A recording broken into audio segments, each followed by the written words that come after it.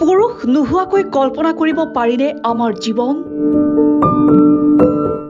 আচৰিত লাগিছে নহয়নে? কিন্তু আপুনি বিশ্বাস নকৰিলেও আছে ২৬ বছৰে পুৰুষৰ প্ৰৱেশ নঘটা এখন অদ্ভুত গাঁও। পুৰুষ প্ৰধান সমাজত পুৰুষে নাৰীক দমন কৰি অহাৰ খবৰ আমি নিতৌ পাওঁ, কিন্তু এই খবৰ ব্যতিক্ৰম। আমাৰ পৃথিৱীখন বহু আশ্চৰ্যজনক ঘটনাৰে পৰিপূৰ্ণ। বহু কথা আমাৰ অজ্ঞাত।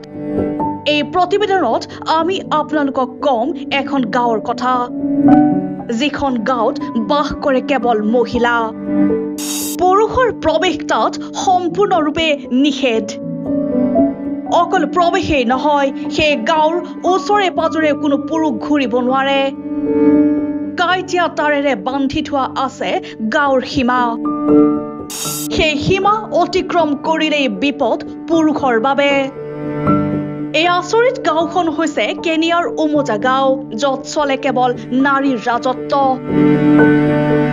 আনকি কোনোবাই ল'ৰা সন্তান জন্ম দিলেও ১৮ বছৰ বয়স পাৰ হোৱাৰ লগে লগে আঁতৰাই দিয়ে গাঁৱৰ পৰা।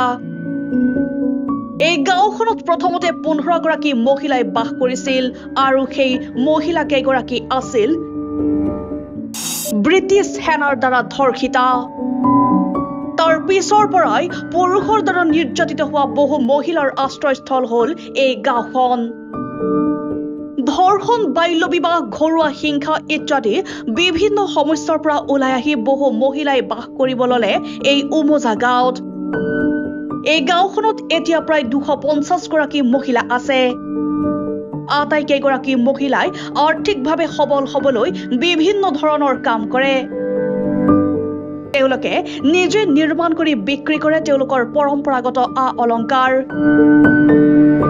কোনো পুৰুষৰ সহায় নোলোৱাকৈয়ে ২৬ বছৰ ধৰি এই গাঁওখনত বাস কৰি আহিছে এইসকল মহিলাই।